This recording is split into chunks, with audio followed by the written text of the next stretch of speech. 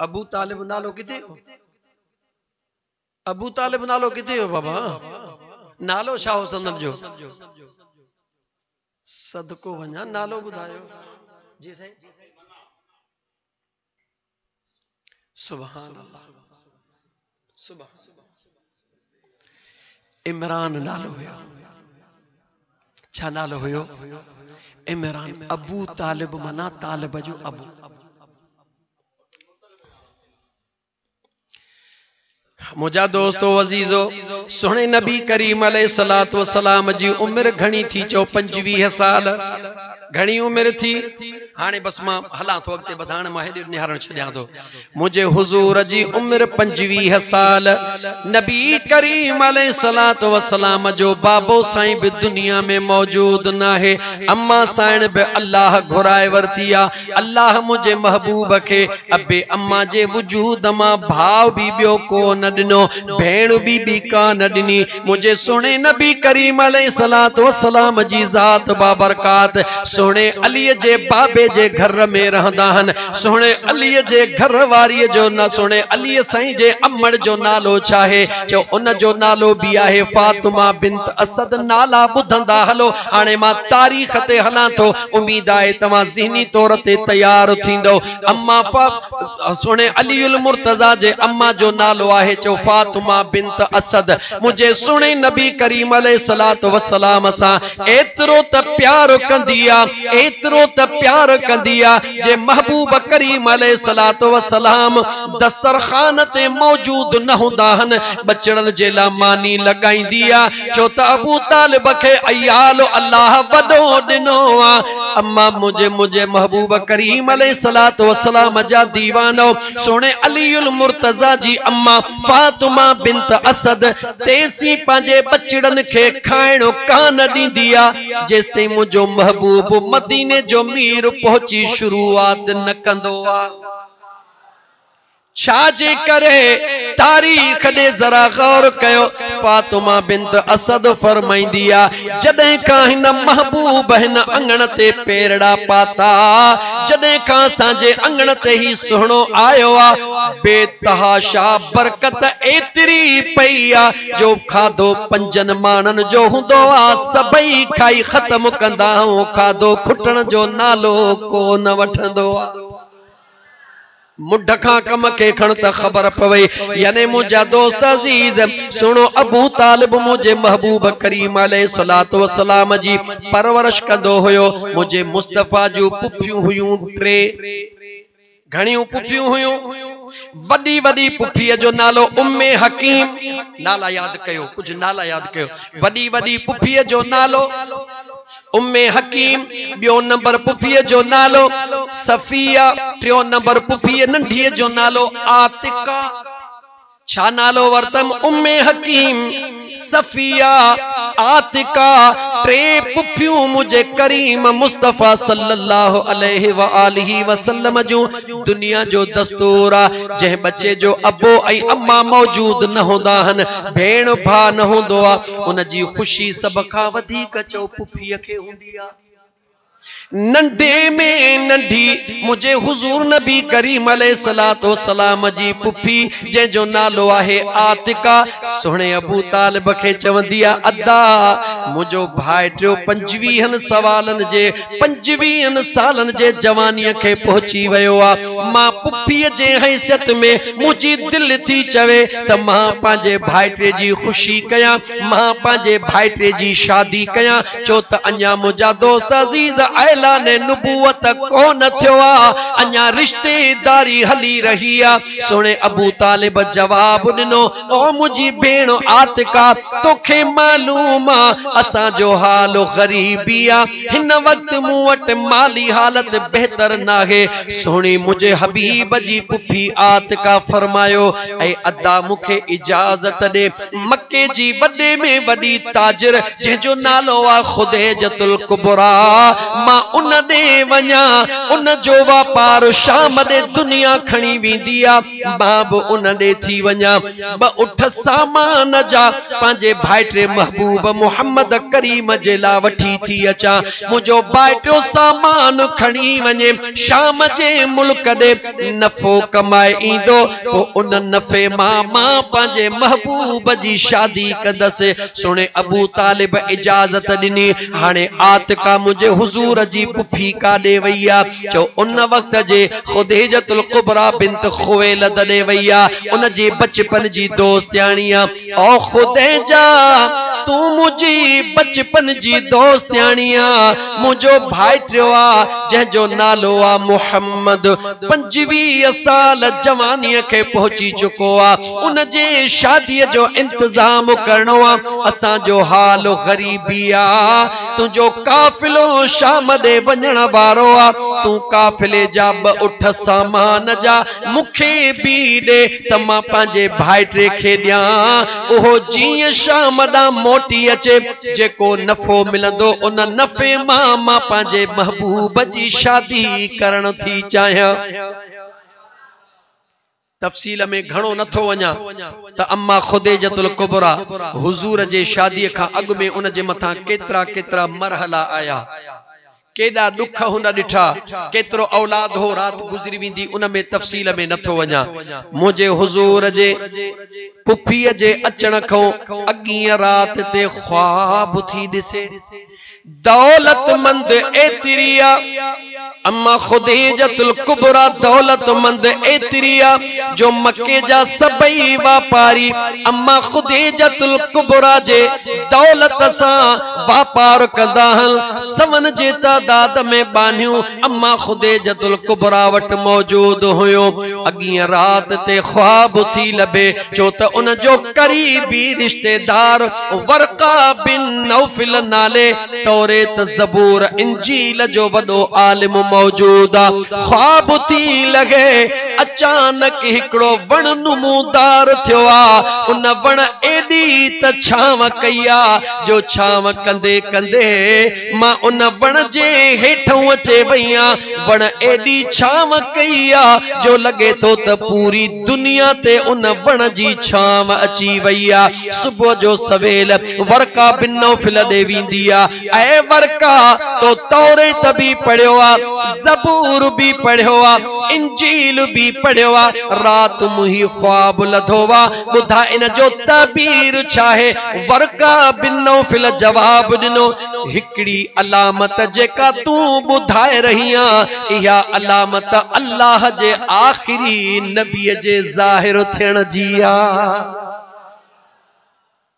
जेडी मल वर्का बिन नौफिल इए चयो त या हिकड़ी निशानी अल्लाह जे आखिरी नबी जे ज़ाहिर थियण जी आ अम्मा खुदैजतुल कुबरा पुछो छा बियूं निशानियूं भी आहिन चवे तो हा बियूं निशानियूं भी आहिन चवे थी कहिड़ियूं बियूं निशानियूं चवे थी हिकड़ी भी इया निशानिया जो जेडी मल बो उहो जवान ईंदो सिज जे आॾो रब ककर करे छॾींदो सिज जी उस कान पवंदी वर्का बिन नौफिल जी गाल बुधी अम्मा खुदैजतुल कुबरा सांढींदी वई टी गाल कहड़ी चवे थे टी गाल इया जेको अल्लाह जो आखिरी नबी दो दुनिया जो मस्त में मस्त जानवर हुंदो पर जे अल्लाह जे आखिरी नबी ते नजर विझंदो पांजो कंधड़ो झुकाए उन महबूब जे कदमन के चुमियूं ॾियण शुरू कंदो केर पियो गालियूं बुधाए चो वर्का बिन नौफिल केर पियो बुधाए गालायो केर पियो बुधाए हुजूर जी उम्र घणी आ गालाइंदा चो तो मां दिसा ता के समझ में अचे तो मुझे आका जी उम्र 25 साल अन्या कंहिंखे बि ख़बर नाहे त ही जवान केरा हा हा सुणे अलीउल मुर्तजा शेर खुदा अम्मा जे पेट में ऐलान जरूर कया हुया बहरहाल मां तारीख सा अगते हलंदो हला राज़न के राज में हुया जेडी मल खुदैजतुल कुबरा जे साम्हूं अम्मा आतिका इया गाल कई हाने खुदैजतुल कुबरा जा खास मानू ट्रे हुया घणा सबका पहिरी अम्मा खुदैजतुल कुबरा जी जेका राज़दान हुई, जेका सहेली हुई, उन जो नालो हुयो नफीसा। छा नालो हुयो? नफीसा। जेको अम्मा खुदैजतुल कुबरा जे माल जी मैनेजरी कंदो हो, उन जो नालो हुयो मैसरा। ऐं जेको सजी मिल्कियत संभालींदो हो, उन जो नालो हुयो खुज़ैमा। नाला याद थी आया? वरी दोहराए छो त अॻिते नाला तव्हां खे किसे में कम ईंदा। नबी करीम अलैहिस्सलातु वस्सलाम जी पुफी अम्मा आतिका जीअं आई, अम्मा खुदैजतुल कुबरा सां ॻाल्हि कयईं। सुबुह ताज़ो वरका बिन नौफिल खां ॻाल्हि ॿुधी चुकी हुई। जीअं मुंहिंजे महबूब जो नालो ॿुधई, नाले ॿुधण सां अम्मा खुदैजतुल कुबरा जी कैफियत अजीब थी वई। जीअं अजीब कैफियत थी, अम्मा आतिका खे चवण लगी, इन पांजे भाइटे खे सुबुह जो सवेल वठी अचजा, मां उन खे ॾिसंदस, मां उन जो इम्तिहान वठंदस। अगर मुझे ख्याल में पूरो लथो त मां शाम ॾे मोकलींदस। अम्मा आतिका निकरण लगी। अम्मा खुदैजतुल कुबरा परेशान नफीसा पुछण लगी, मालिकिन ऐ मालिकिन, हज़ारे नौकर तो वट आया, हज़ारे तुझो सामान खणी वया, मगर ही नालो ॿुधण सां अज तुझो अजीब अंदाज थी वयो आ। नफीसा दे निहारे अम्मा खुदैजतुल कुबरा चयो, जॾहिं नौकर ईंदा हुया तॾहिं मुझो अंदाज ॿियो हूंदो हुयो। अज नौकरन जी ॻाल्हि न कर, अज सरदारन जो सरदार अचण वारो आ। खुदा जी मर्जी आ, जंहिंखे जॾहिं पंहिंजे महबूब जो तारुफ कराए। नफीसा निहारे पुछण लगी, खुदैजा अञा तो ॾिठो बि कोन्हे, ॻाल्हि कई आ आतिका। चए थी, नफीसा तू नथी सुञाणी इन ॻाल्हि खे? नाले वठण सां मुंहिंजे जिस्म जी अजीब कैफियत थी वई आ, ऐं राति जेको मूं ख्वाब लधो आ, मुंहिंजे अखियुनि जे आॾो अचे वियो आ। लॻे थो त इहो उहो ई महबूब आ जंहिंजे लाइ अल्लाह कायनात जोड़े छॾी आ। अज़ीज़ाने मन हेडा अम्मा आतिका वापस आई आ। मुझे महबूब करीम सल्लल्लाहु अलैहि व आलिहि वसल्लम के फरमाइण लगी, ऐ मुझा बचड़ा, सुबुह जो सवेल तैयार थी करे विंजी सींजी तैयार थी करे हलणो आ। खुदैजतुल कुबरा तुझो इम्तिहान वठंदी। ओडा सजी रात अम्मा खुदैजतुल कुबरा के निंड कान आई आ। इन इंतजार में आ त इहो 14 जो चंड केडी मल ईंदो जो मां दर्शन करे पंहिंजे दिल खे ठारे वेहंदसि। है मुझा दोस्त अजीज, अम्मा खुदैजतुल कुबरा इंतजार में आ। जीअं सुबुह थियो, अम्मा आतिका मुझे महबूब खे चयो, बचड़ा ओ मुझा मिठड़ा, मुझा सोहणा, अच त हलऊं। मुझा महबूब मुरकण लगा, पंहिंजे पुफी आतिका सां गॾु अचण लगा। होॾा नफीसा खे अम्मा खुदैजतुल कुबरा चयो, इन चौक में थी बीहजा, जेॾी महिल मां इशारो त मेहमान खे अचण ॾिजा, पर जे हीअं इशारो ॾिए त मेहमान खे चइजा मोटी वञे, बिना इम्तिहान जे पास थी वए। सच्चा मौजिज़ा तुझा प्यारा, महबूब मदीने वारा। सच्चा मौजिज़ा तुझा प्यारा, महबूब मदीने वारा। तुझे कदमन में हन झुकंदा, जिनो इंस मलाइक सारा।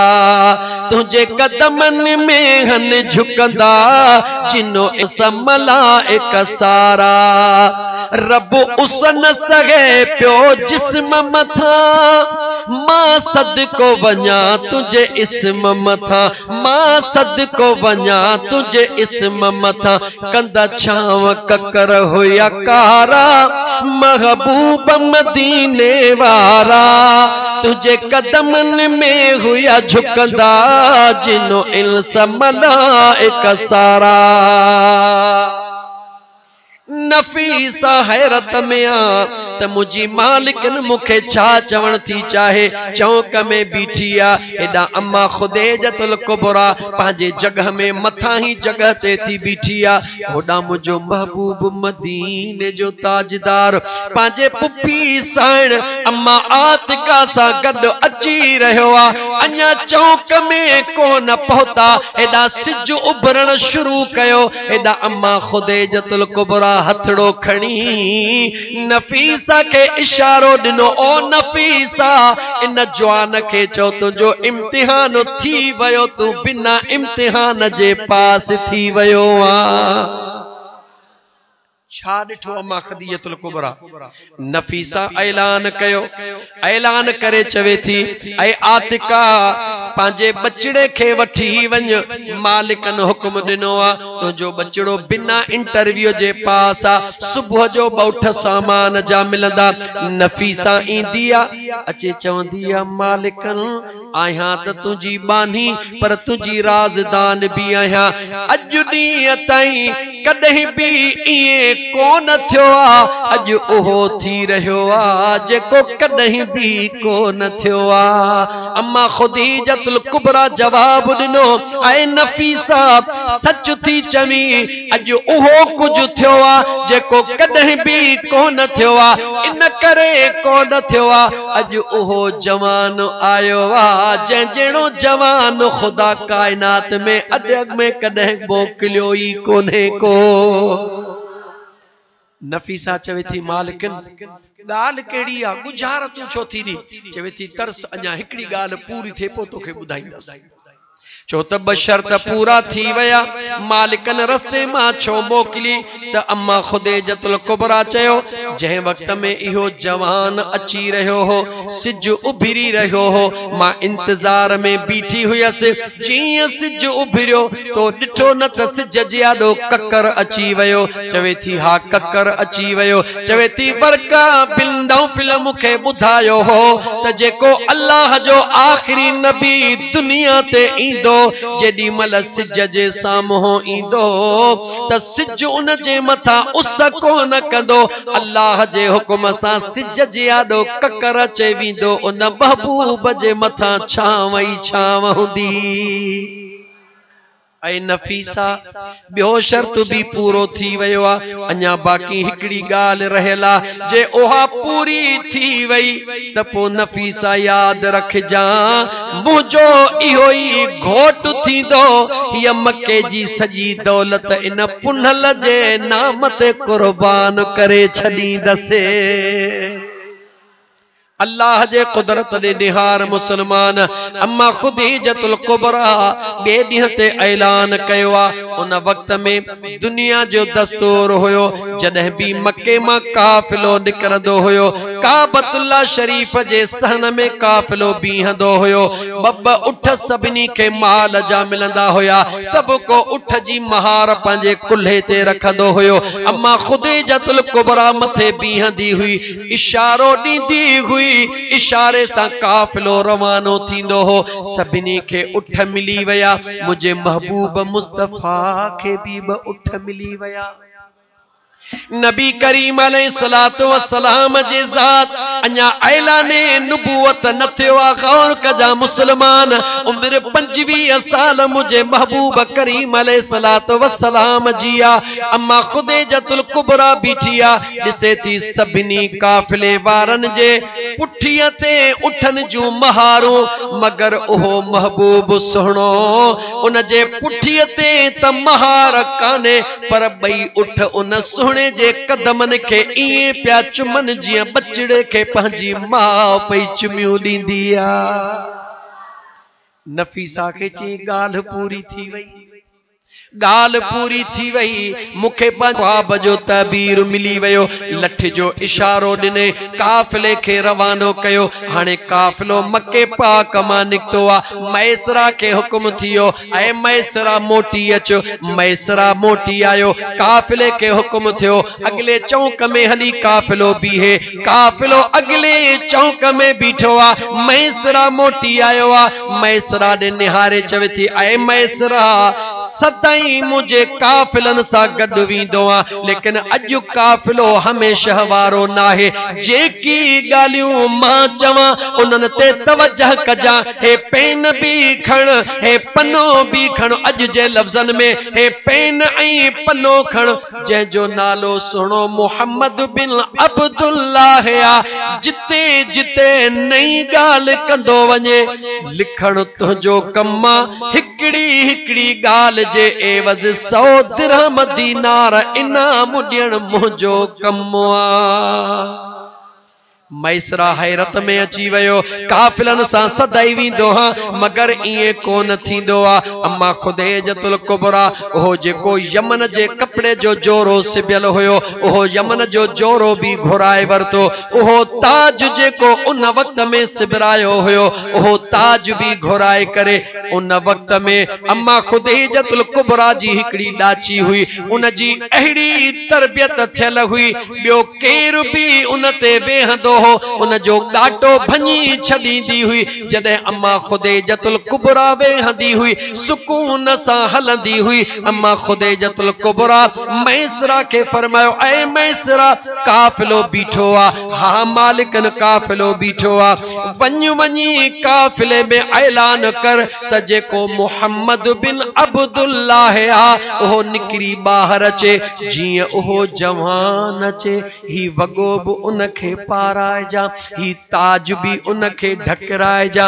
ऐलान कजा त हिन काफिले जो अज सरदार मोहम्मद बिन अब्दुल्लाह आहे। अल्लाह जी मर्जी आ दोस्त। जॾहिं जेको पंहिंजे महबूब जूं तारीफ़ूं कराए, 25 साल मुझे मुस्तफ़ा करीम जी ज़ाहिरी हयात तय्यबा है। अज़ीज़ाने मन जेडी मल अम्मा खुदैजतुल कुबरा मैसरा के सामान दिनो, मैसरा हैरत में सामान खयो। नफीसा मुरकी रही आ, खुज़ैमा मुरकी रहियो आ, अज मालिकन के छा थी वयो आ।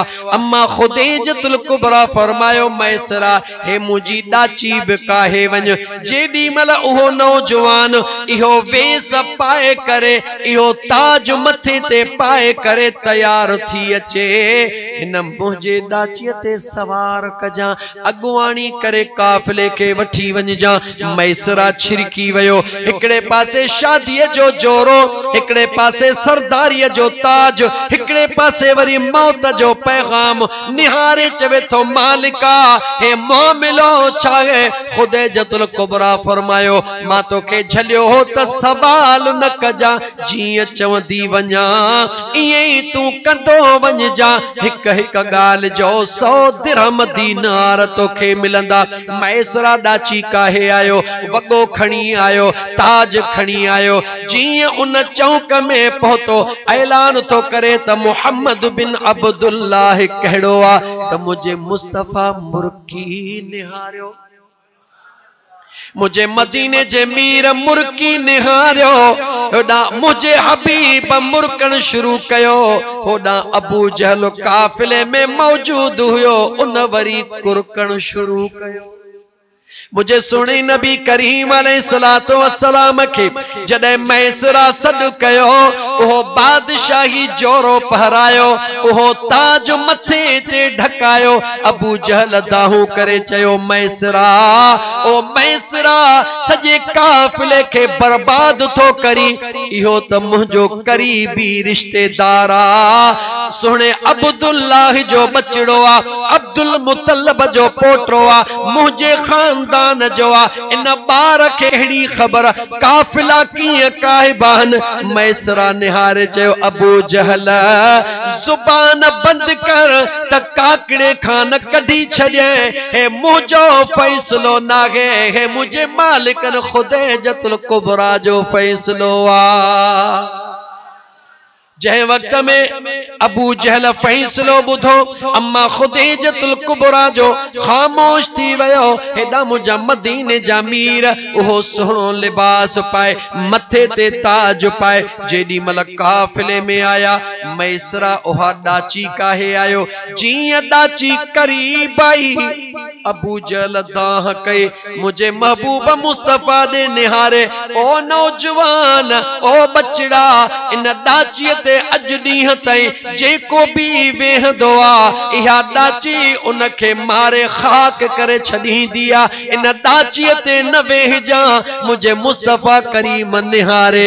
अबू जहल दे फरमायो अज ॾींहं ताईं हिन डाचीअ ते वेहण वारे डाचीअ ते वेहण वारे मौत जो मुंह ॾिठो आ। अज तोखे ख़बर पवंदी त हिन डाचीअ ते वेहण वारो हिन डाचीअ ते वेहण वारो अल्लाह जो केडो न महबूबा। अज मौत उन्हनि खे ईंदो जेके हिन महबूब जे हकीकत खां बेखबर हूंदा। मैसरा डाची काहे आयो मुझो मदीने जो मीर जिया साम्हूं आयो।